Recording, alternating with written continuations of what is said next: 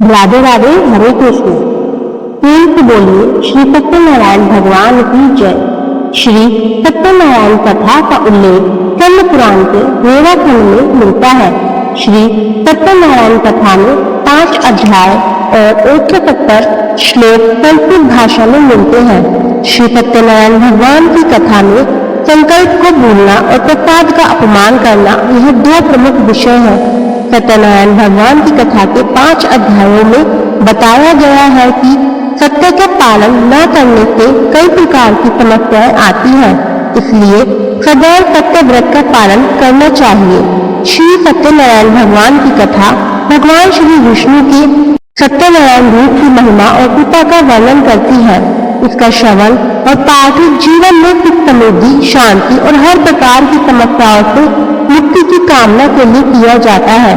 कथा के पीछे ऐसा विश्वास है कि सत्य की आराधना और भगवान की महिमा का गुणगान करने से भक्तों के सारे कष्ट दूर हो जाते हैं और उनके जीवन में सदैव सुख और समृद्धि बनी रहती है। प्रिय श्रोताओं, आज हम इसी विश्वास और श्रद्धा के साथ इस पवित्र कथा का आयोजन कर रहे हैं ताकि हम सब पर भगवान सत्यनारायण की कृपा बनी रहे और हम सभी के जीवन में शांति और समृद्धि का आगमन हो। अब हम सभी मिलकर भगवान की इस पावन कथा का श्रवण करते हैं और भगवान से प्रार्थना करते हैं कि वे हमारी सभी मनोरथों को पूर्ण करें। कथा से पहले हम सब भगवान सत्यनारायण का ध्यान करते हैं, जिनका स्वरूप शांति से पूर्ण है, जो शेषनाग पर शयन करते हैं और जिनकी नाभि में कमल है। वे देवताओं के ईश्वर हैं, जो समस्त संसार का आधार है, जो आकाश के समान असीमित है, जिनका रंग मेघ अर्थात बादलों के समान है और जिनका रूप शुभ है, जो श्री लक्ष्मी जी के पति हैं, जिनके नेत्र कमल के समान सुंदर है और जो योगियों के ध्यान में सदा विराजमान रहते हैं। हम सब उन भगवान श्री विष्णु की वंदना करते हैं, जो संसार के सभी भयों का नाश करने वाले और समस्त लोकों के एकमात्र स्वामी है। प्रेम से बोलिए श्री सत्यनारायण भगवान की जय। श्री लक्ष्मी नारायण भगवान की जय। पौराणिक कथा के अनुसार एक समय नैमिषारण्य तीर्थ में शौनक आदि 88,000 ऋषियों ने श्री सूत जी से कहा, हे प्रभु, इस कलयुग में वेद विद्या रहित मनुष्यों को प्रभु भक्ति किस प्रकार मिलेगी और उनका उद्धार कैसे होगा? हे मुनिश्रेष्ठ, कोई ऐसा तप कहिए जिससे थोड़े समय में पुण्य प्राप्त होवे और मनोवांछित फल मिले। ऐसी कथा को सुनने की हमारी इच्छा है। सर्वशास्त्र ज्ञाता श्री सूत जी बोले, हे वैष्णवों में पूज्य, आप सबने प्राणियों के हित की बात पूछी है। अब मैं उस श्रेष्ठ व्रत को आप लोगों से कहूँगा, जिस व्रत को नारद जी ने श्री लक्ष्मी नारायण भगवान से पूछा था और लक्ष्मीपति ने मुनि श्रेष्ठ नारद जी से कहा था। तो ध्यान पूर्वक सुनो। एक समय योगी राज नारद जी दूसरों के हित की इच्छा से अनेक लोगों में घूमते हुए मृत्यु लोक में आ पहुंचे। यहाँ अनेक योनियों में जन्मे हुए प्राय सभी मनुष्यों को अपने कर्मों के अनुसार अनेकों दुखों से पीड़ित देखकर सोचा कि किसी यत्न के करने से निश्चय ही प्राणियों के दुखों का नाश हो सकेगा।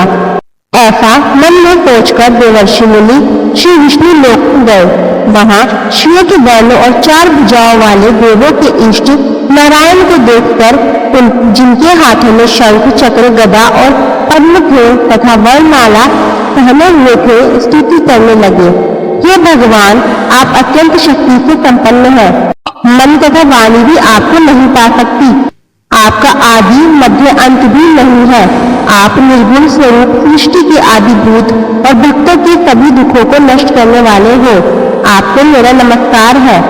नारद जी से इस प्रकार की स्तुति सुनकर भगवान श्री विष्णु बोले, हे मुनि श्रेष्ठ, आपके मन में क्या है? आपका किस काम के लिए आगमन हुआ है? निसंकोच कहिए।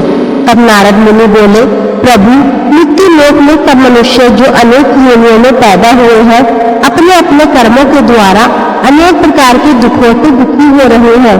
हे नाथ, यदि आप मुझ पर दया रखते हो तो बतलाइए कि उन मनुष्यों के सब दुख थोड़े से ही प्रयत्न से कैसे दूर हो सकते हैं।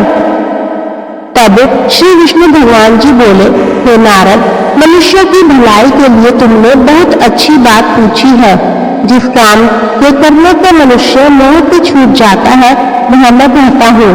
सुनो, बहुत पुण्य देने वाला स्वर्ग तथा मृत्यु लोक दोनों में दुर्लभ एक अत्यंत उत्तम व्रत है।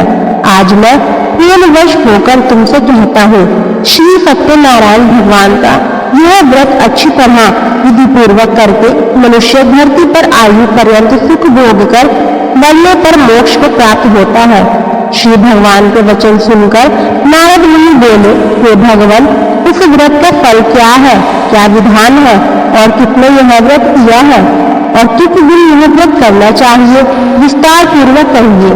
भगवान विष्णु बोले, हे नारद, दुख शोक आदि को दूर करने वाला, धन धान्य को बढ़ाने वाला, सौभाग्य तथा संतान को देने वाला यह व्रत सब स्थानों पर विजय करने वाला है।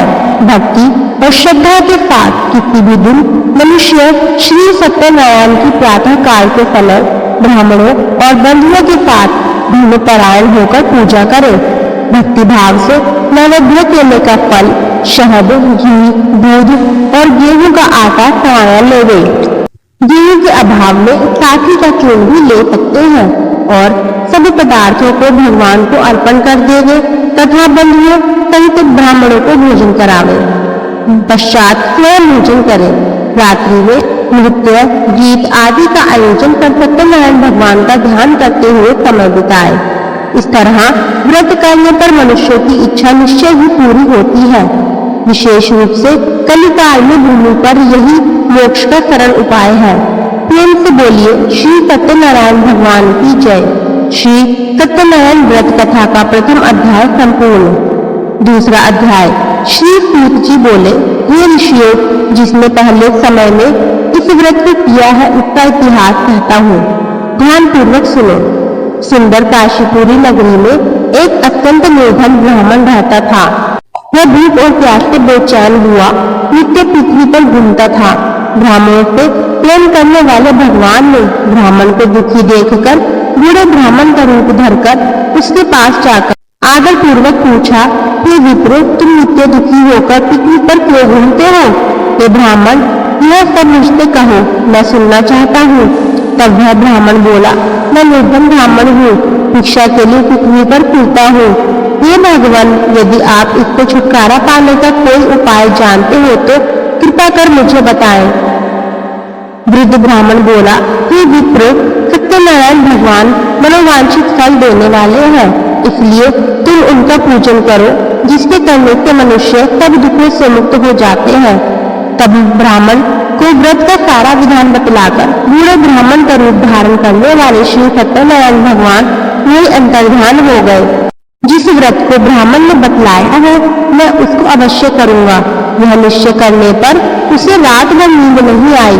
सवेरे उठकर सत्यनारायण भगवान के व्रत का निश्चय कर वह भिक्षा के लिए चला। उस दिन उसको भिक्षा में बहुत सारा धन मिला, जिससे बंधु बांधवों के साथ उसने सत्यनारायण भगवान का व्रत किया।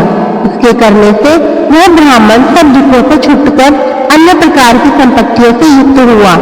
उस समय से वह ब्राह्मण हर मास व्रत करने लगा।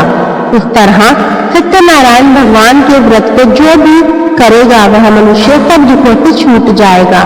इस तरह नारद जी से सत्यनारायण भगवान का कहा हुआ यह व्रत मैंने तुमसे कहा है। हे विप्रो, मैं अब और क्या कहूँ? तब ऋषि बोले, हे मुनीश्वर, संसार में इस ब्राह्मण से सुनकर किस किसने इस व्रत को किया, हम वह सभी सुनना चाहते हैं। इसके लिए हमारे मन में अत्यंत जिज्ञासा हो रही है। सूत जी बोले, हे मुनियों, जिसने इस व्रत को किया है वह सब भी सुनो। एक समय वह ब्राह्मण धन और ऐश्वर्य के अनुसार बंधु बांधवों के साथ व्रत करने को तैयार हुआ। उसी समय एक लकड़ी बेचने वाला बूढ़ा आदमी आया और बाहर लकड़ियों को रखकर ब्राह्मण के मकान में गया। प्यास से दुखी लकड़हारा उनको व्रत करते देखकर ब्राह्मण को नमस्कार करके कहने लगा, आप यह क्या कर रहे हैं? इसके करने से क्या फल मिलता है? कृपा करके मुझको बतलाइए।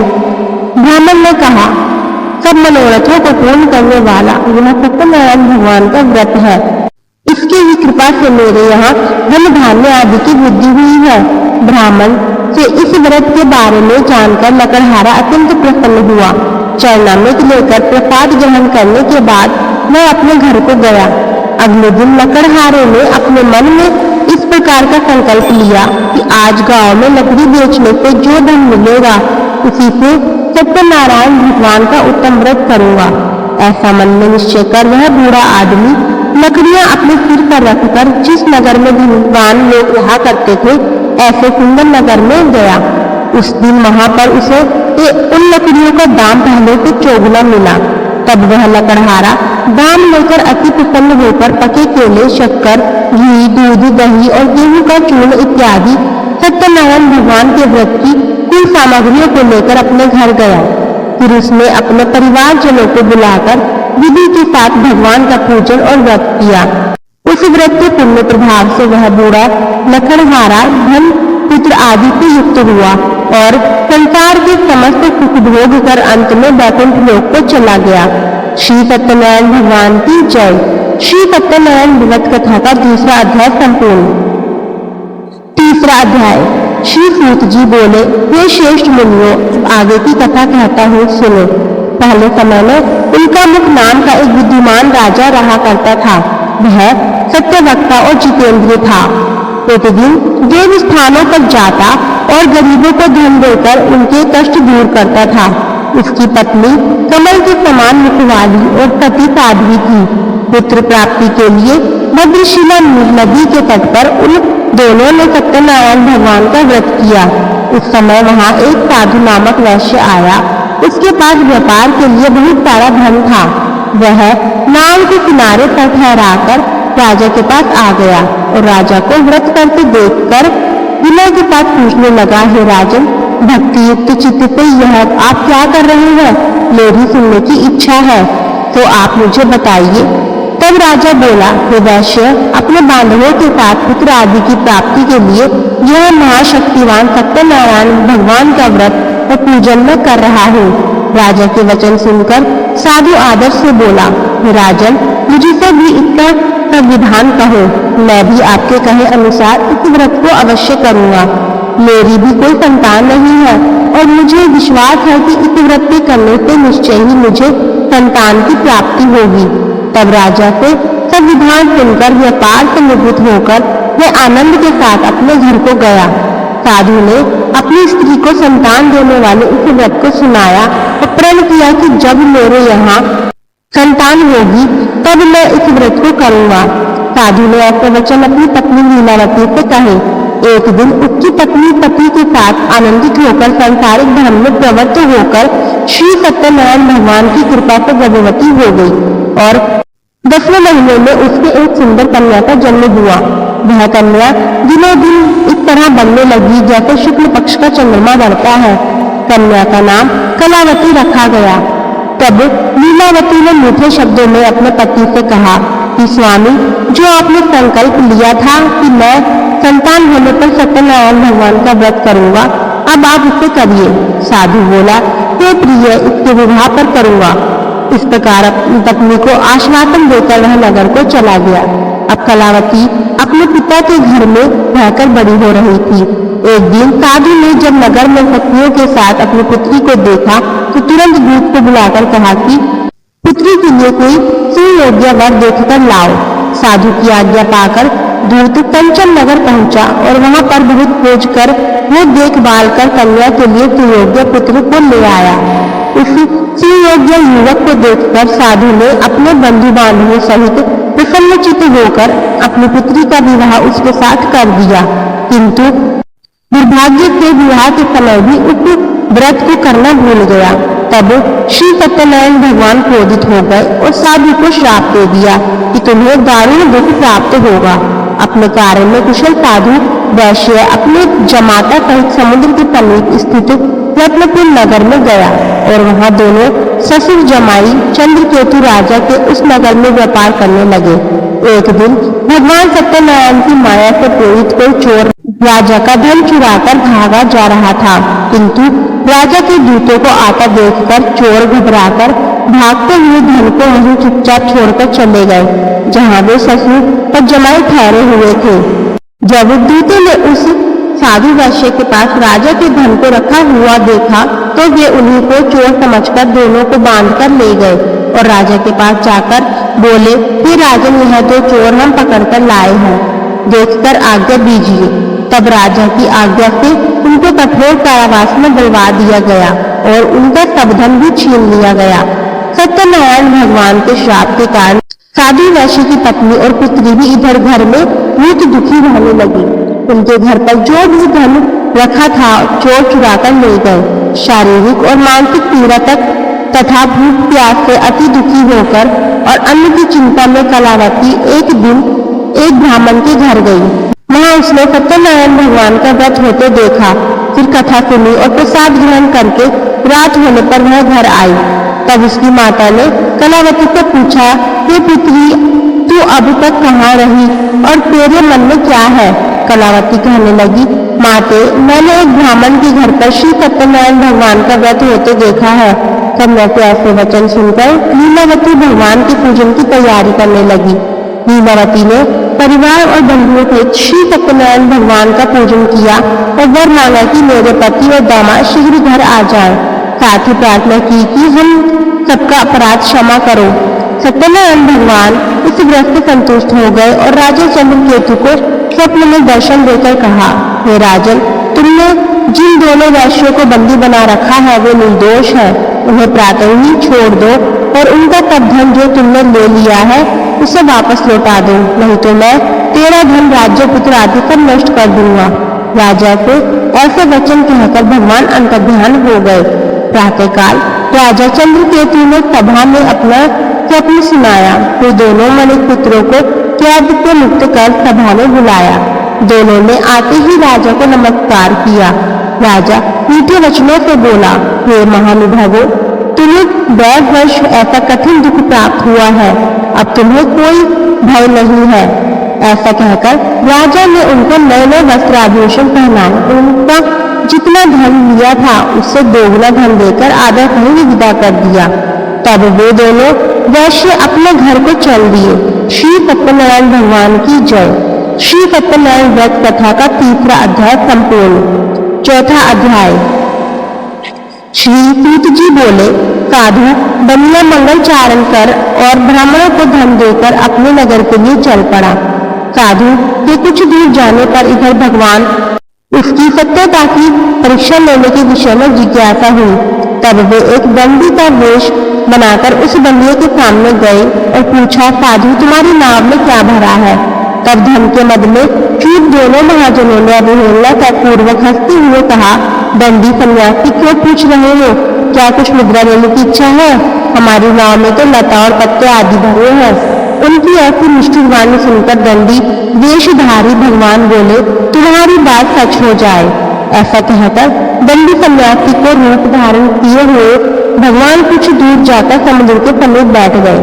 इधर दंडी के चले जाने पर नित्य क्रिया करने के बाद उतराई हुई, यानी जल में ऊपर की ओर उठी हुई नौका को देखकर साधु अत्यंत आश्चर्य में पड़ गया और नाव में लता और पत्ते आदि देखकर मूर्छित होकर पृथ्वी पर गिर पड़ा। होश आने पर वह पुत्र चिंतित हो गया। तब उसके दामाद ने इस प्रकार कहा कि पिताजी, आप शोक क्यों करते हैं? दंडी ने श्राप दे दिया है। इस स्थिति में वे ही चाहे तो सब कुछ कर सकते हैं, इसमें संशय नहीं। अतः उन्हीं की शरण में हमको चलना चाहिए और वही मन की इच्छा पूर्ण होगी। दामाद की बात सुनकर वह साधु बनिया उसके पास गया और वहां दंडी को देखकर उसने भक्ति पूर्वक उन्हें प्रणाम किया तथा आदर पूर्वक कहने लगा कि आपके सम्मुख मैंने जो कुछ कहा है असत्य भाषण रूप अपराध किया है। आप कृपया मेरे उस अपराध को क्षमा कीजिए। ऐसा कहकर बार बार प्रणाम करके वह महान शोक से व्याकुल हो गया। दंडी ने उस बनिए को रोते हुए देखकर कहा, हे मूर्ख, रो मत, मेरी बात सुनो। मेरी पूजा से उदासीन होने के कारण तथा मेरी आज्ञा से ही तुमने बार बार दुख प्राप्त किया है। भगवान की ऐसी वाणी सुनकर वह उनकी स्तुति करने लगा। साधु ने कहा, हे प्रभु, यह आश्चर्य की बात है कि आपकी माया से मोहित होने के कारण ब्रह्म आदि देवता भी आपके गुणों और रूपों को यथावत रूप से नहीं जान पाते। फिर मैं मूर्ख आपकी माया से मोहित होने के कारण भला कैसे जान सकता हूँ? प्रभु, आप मुझ पर कृपा कीजिए और मुझ पर प्रसन्न होइए। मैं अपनी धन संपत्ति के अनुसार आपकी पूजा करूंगा। मैं आपकी शरण में हूँ। मेरा जो नौका में स्थित पूरा धन था उसकी और मेरी रक्षा करे। अब उस बलिए की भक्ति युक्त वाणी सुनकर भगवान जनार्दन संतुष्ट हो गए। भगवान जनार्दन उसे अभीष्ट वर प्रदान कर वही अंतर्ध्यान हो गए। इसके बाद वह साधु अपनी नौका में चढ़ा और उसे धन धान्य से भरी हुई देखकर भगवान सत्यदेव की कृपा से हमारा मनोरथ सफल हो गया, ऐसा कहकर स्वजनों के साथ उसने भगवान की विधिवत पूजा की। भगवान श्री सत्यनारायण की कृपा से वह आनंदित से परिपूर्ण हो गया और नाग को प्रयत्न पूर्वक संभालकर उसने अपने देश के लिए प्रस्थान किया। साधु बनिए ने अपने दामाद से कहा, वह देखो मेरी रत्नपुरी नगरी दिखाई दे रही है। इसके बाद उसने अपने धन के रक्षक दूत को अपने आने का समाचार देने के लिए अपनी नगरी में भेजा। उसके बाद उस दूत ने नगर में जाकर साधु की पत्नी को हाथ जोड़कर प्रणाम किया और उसके लिए अभिष्ट बात की। सेठ जी अपने दामाद और बंधु वर्ग के साथ बहुत सारे धन धान्य से संपन्न होकर नगर के निकट पधार गए हैं। दूत के मुख से यह बात सुनकर वह अत्यंत आनंदित हुई और उस साध्वी ने श्री सत्यनारायण की पूजा करके अपनी पुत्री से कहा, पुत्री, मैं साधु के दर्शन करने के लिए जा रही हूँ, तुम भी जल्दी आना। माता का ऐसा वचन सुनकर व्रत को समाप्त करके प्रसाद का परित्याग करके कलावती भी अपने पति का दर्शन करने के लिए चल पड़ी। इससे भगवान सत्यनारायण रुष्ट हो गए और उन्होंने अपने पति को तथा नौका को धन के साथ हरण करके जल में डुबो दिया। इसके बाद कलावती कन्या अपने पति को ना देखकर महान शोक में रुदन करती हुई पृथ्वी पर गिर पड़ी। नाव का आदर्शन और कन्या को अत्यंत दुखी देखकर भयभीत मन से साधु बनिए ने सोचा, यह क्या आश्चर्य हो गया।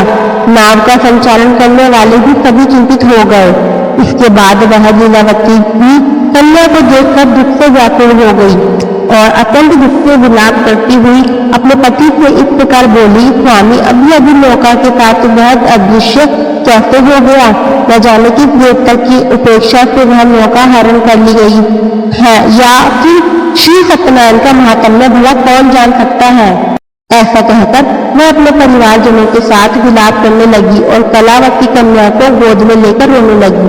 कलावती भी अपने पति के नष्ट हो जाने पर दुखी हो गई और पति की पादुका लेकर उनका अनुगमन करने के लिए उसने मन में निश्चय किया। कन्या के इस प्रकार के आचरण को देखकर पत्नी सहित वह धर्म के साधु बनिया अत्यंत शोक व्याकुल हो गया और सोचने लगा या तो भगवान सत्यनारायण ने यह अपहरण किया है या फिर हम सभी भगवान सत्यदेव की माया से मोहित हो गए हैं। अपनी धन की शक्ति के अनुसार मैं भगवान श्री सत्यनारायण की पूजा करूंगा। तब सभी को बुलाकर इस प्रकार कहकर उसने अपने मन की इच्छा प्रकट की और बारंबार भगवान सत्यदेव को दंडवत प्रणाम किया। इससे दीनों के परिपालक भगवान सत्यदेव प्रसन्न हो गए। भक्त वत्सल भगवान ने कृपा पूर्वक आकाशवाणी की कि तुम्हारी कन्या प्रसाद छोड़कर अपने पति को देखने चली आई है। निश्चय ही इस कारण उसका पति अदृश्य हो गया है। यदि यह घर जाकर यह प्रसाद ग्रहण करके वापस आए तो साधु बनिया तुम्हारी पुत्री पति को प्राप्त करेगी, इसमें संशय नहीं। कलावती ने यह दिव्य आकाशवाणी सुनी तो वह शीघ्र ही अपने घर गई और प्रसाद ग्रहण किया। वापस आकर उसने अपने परिवारजनों और अपने पति को भी देखा। तब कलावती कन्या ने अपने पति से कहा कि पिताजी, अब तो घर चलिए, देरी क्यों कर रहे हैं। कन्या की बात सुनकर वणिक पुत्र संतुष्ट हो गया और विधि विधान से भगवान सत्यनारायण का पूजन करके धन तथा बंधु बांधवों के साथ अपने घर को गया। इसके बाद पूर्णिमा और संक्रांति पर्वों पर भगवान सत्यनारायण का पूजन करते हुए इस लोक में सुख भोग कर अंत में वह सत्यपुर वैकुंठ लोक को चला गया। प्रेम से बोलिए श्री सत्यनारायण भगवान की जय। श्री सत्यनारायण भगवान व्रत कथा का चौथा अध्याय संपूर्ण। पांचवा अध्याय। श्री सूत जी बोले, श्रेष्ठ मुनियों, अब इसके बाद मैं दूसरी कथा कहूँगा, आप लोग ध्यान पूर्वक सुनिए। अपनी प्रजा का पालन करने में तत्पर तुंगध्वज नामक एक राजा था। उसने सत्यदेव के प्रसाद का परित्याग करके दुख प्राप्त किया। एक बार वह वन में बहुत से पशुओं को मारकर वट वृक्ष के नीचे आया। वहां उसने देखा कि गोपगण बंधु बांधवों के साथ संतुष्ट होकर भक्ति पूर्वक भगवान सत्यदेव की पूजा कर रहे हैं। राजा यह देखकर भी अहंकारवश ना तो वहां गया और ना ही उसने भगवान सत्यनारायण को प्रणाम ही किया। पूजन के बाद सभी गोपक गण भगवान का प्रसाद राजा के समीप रखकर वहां से लौट आए और इच्छानुसार उन सभी ने भगवान का प्रसाद ग्रहण किया। इधर राजा को प्रसाद का परित्याग करने से बड़ा दुख हुआ। उसके संपूर्ण धन धान्य 100 पुत्र नष्ट हो गए। राजा ने मन में यह निश्चय किया कि अवश्य ही भगवान सत्यनारायण ने हमारा नाश करा है, इसलिए मुझे वहां जाना चाहिए जहां श्री सत्यनारायण का पूजन हो रहा था। ऐसा मन में निश्चय करके वह राजा गोपगणों के समीप गया और उसने गोपगणों के साथ भक्ति श्रद्धा से युक्त होकर विधि पूर्वक भगवान सत्यदेव की पूजा की। भगवान सत्यदेव की कृपा से वह पुनः धन और पुत्रों से संपन्न हो गया तथा इस लोक में सभी सुखों का उपभोग कर अंत में सत्यपुर बैकुंठ लोक को प्राप्त हुआ।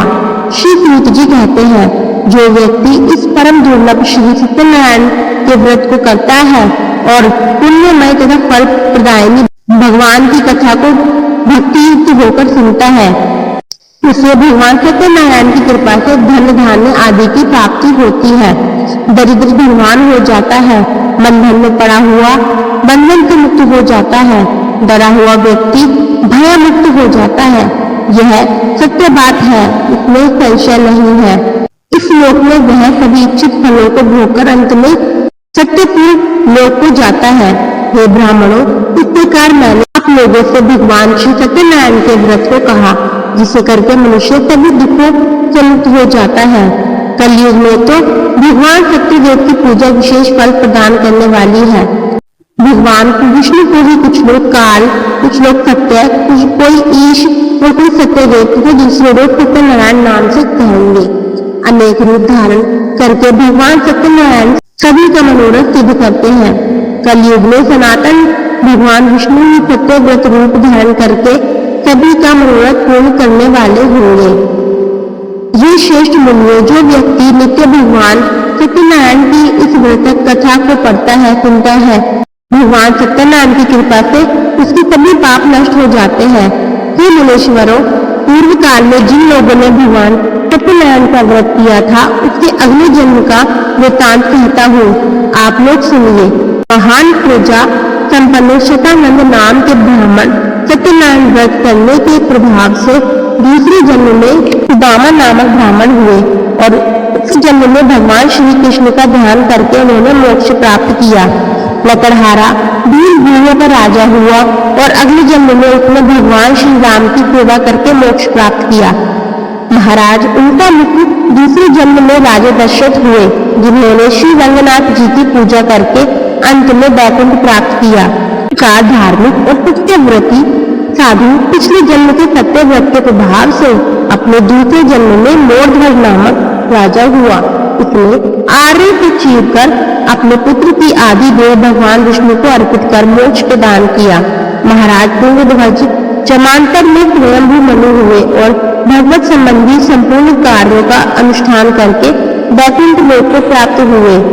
जो गोपगण थे, वे सब जन्मांतर में ब्रज मंडल के निवास करने वाले गोप हुए और सभी राक्षसों का संहार करके उन्होंने भी भगवान का शाश्वत धाम गोलोक प्राप्त किया। प्रेम से बोलिए, श्री सत्यनारायण भगवान की जय, श्री लक्ष्मी नारायण भगवान की जय। श्री सत्यनारायण भगवान कथा का 5वां अध्याय संपूर्ण और इसी के साथ कथा समाप्त हुई। राधे राधे, हरे कृष्णा।